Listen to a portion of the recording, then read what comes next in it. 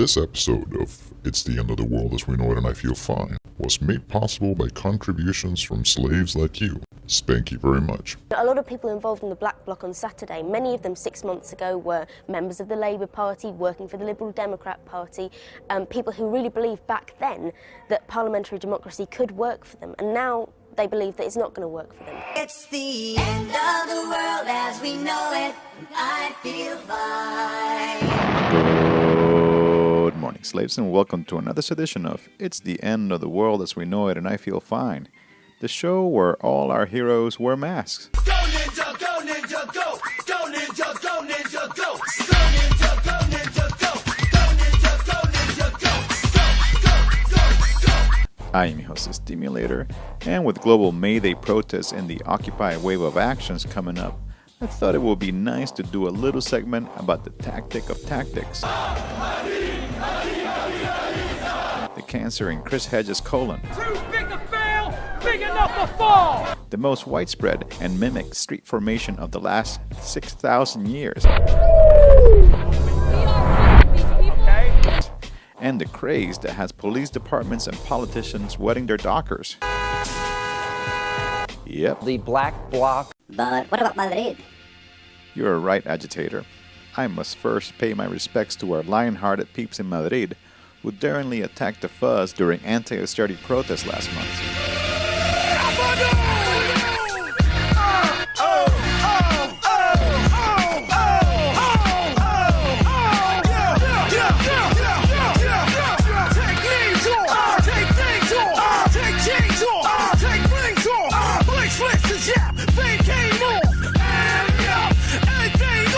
The underpinnings of this movement are confrontational and radical. Many people out there think that the Black Bloc is a gang or crew that one can join. The radical group called the Black Bloc anarchists openly brag about using terrorist-type tactics. There are no Black Bloc anarchists, you dick-no-shit rocket.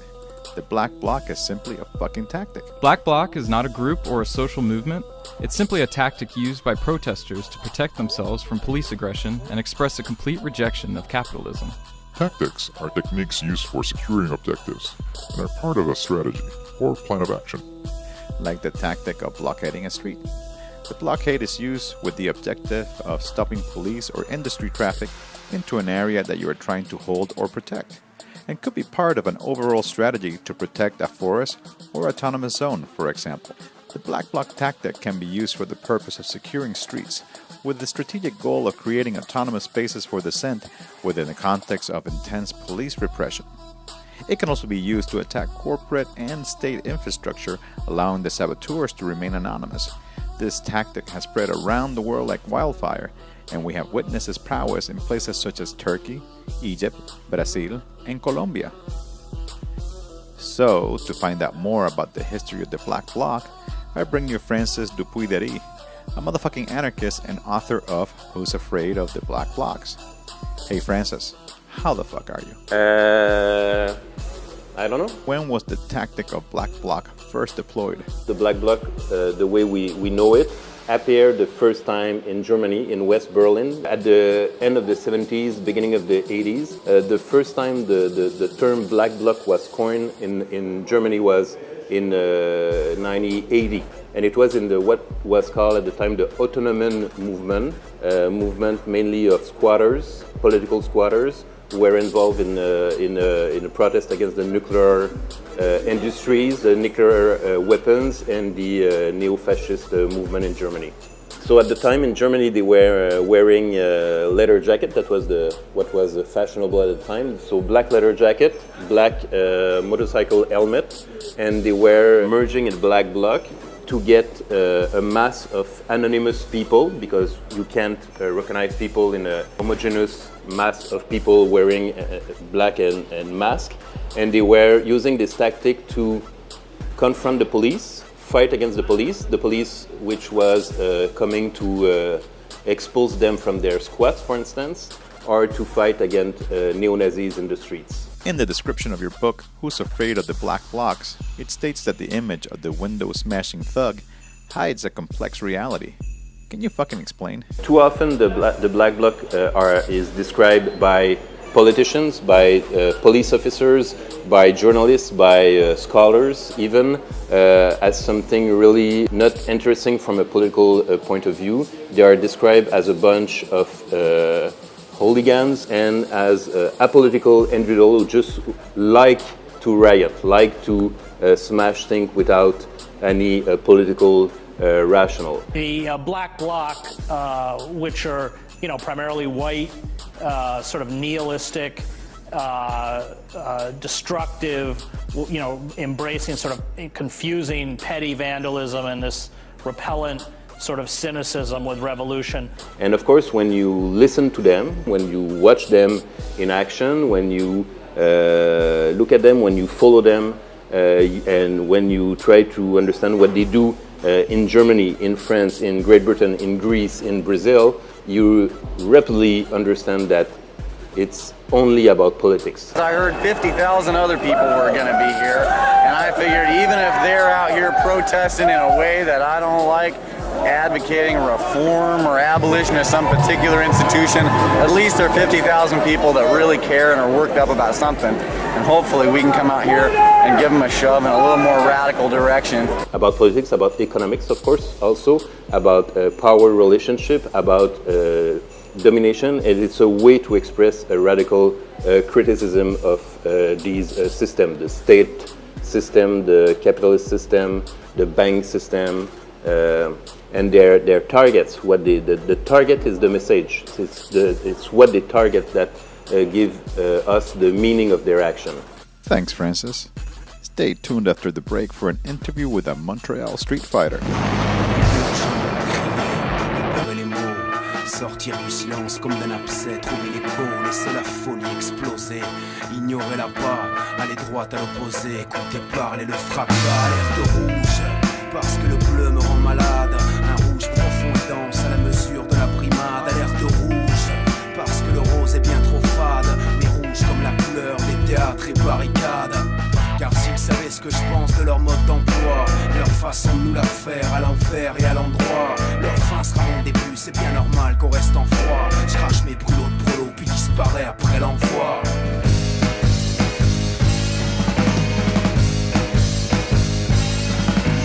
Et que j'attends le sabotage, je peux gripper la machine, imprévu le coup du sort, faire valser le décor, je peux dégraisser le bord, puis redresser les chines, inverser la vapeur et voir la peur changer de bord, urgent crier.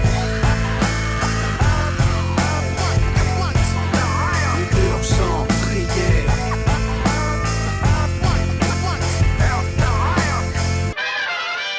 Viewers of this fucking show know that in 2012, thousands of people took part in a 6-month insurrection in Montreal. What is popularly known as the Maple Spring began as a student strike, but evolved into a popular revolt that included many sectors of society. The sheer fucking number of protesters and the non-stop use of militant street tactics exhausted not only the cops, but also their budget.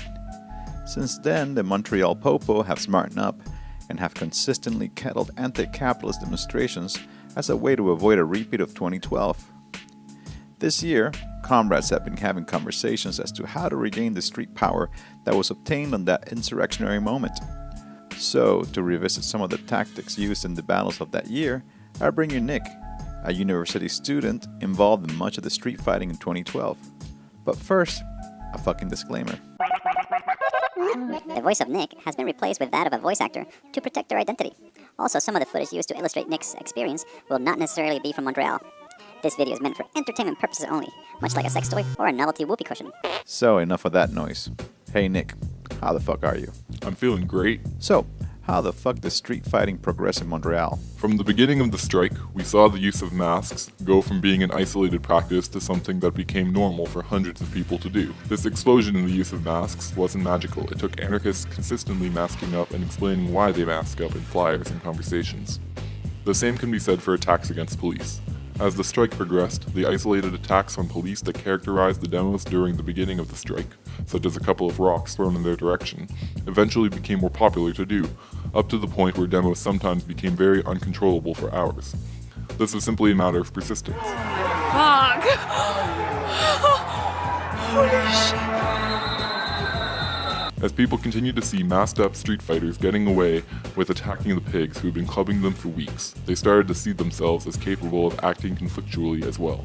I imagine that this involved many different groups of friends in the student milieu making plans to come to demos with these intentions for the first time, but also probably involved many people coming by themselves. The tension that could be felt against the police during the strike initially mostly only manifested itself in chants, but over time this transformed into the more empowering practice of attacking police directly, and as more and more people took this up, it snowballed into being normalized. And what are some of the tactical lessons learned from that period? When we look at the confrontation with police that we've seen here, it can basically be broken down into two things. Confrontation that frees up space from the police, and confrontation that doesn't have the force to make police retreat, but is still valuable, obviously. From what I've seen, the factors that make projectile attacks, for instance, capable of winning this space are coordination and widespread participation, with an offensive mentality that doesn't wait for police to attack us first. This is how fear changes camps, avoiding the cycle of police inevitably attacking the demo and dispersing it as everyone runs from police charges. In Montreal, the courage to confront police is already held by many people, but often the level of self-organization is not quite developed enough to make these confrontations long-lasting. Something that some anarchists quickly realized was that if we want to hold the streets after things start to get wild, projectiles must be collected as soon as possible. During the demos with a more militant tone, like March 15th, the night demos,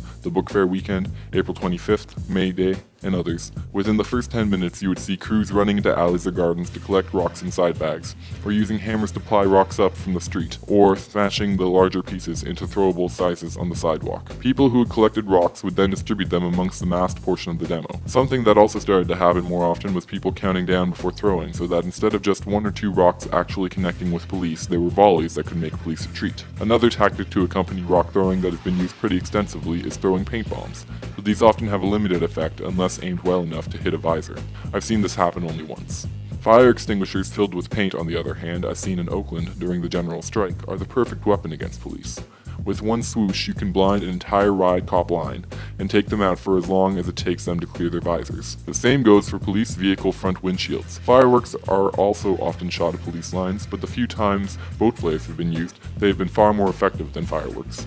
It's also really important for undercovers and corporate media to be fought out of the demo as soon as things start to get rowdy, to make it safer to eventually disperse and demask.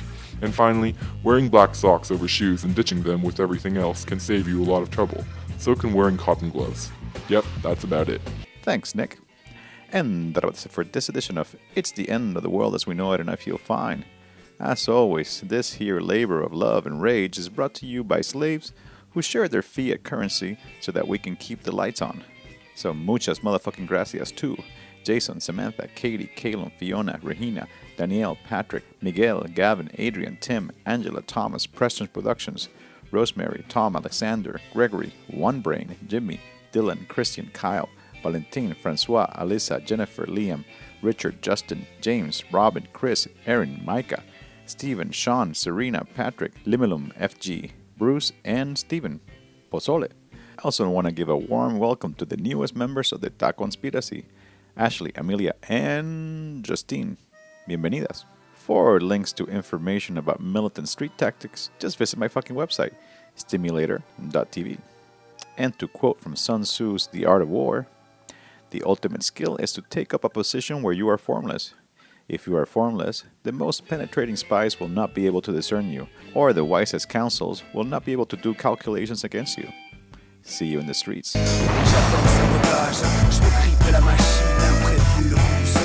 Faire valser le décor, je veux dégraisser le corps, puis redresser les chines, inverser la vapeur et voir la peur changer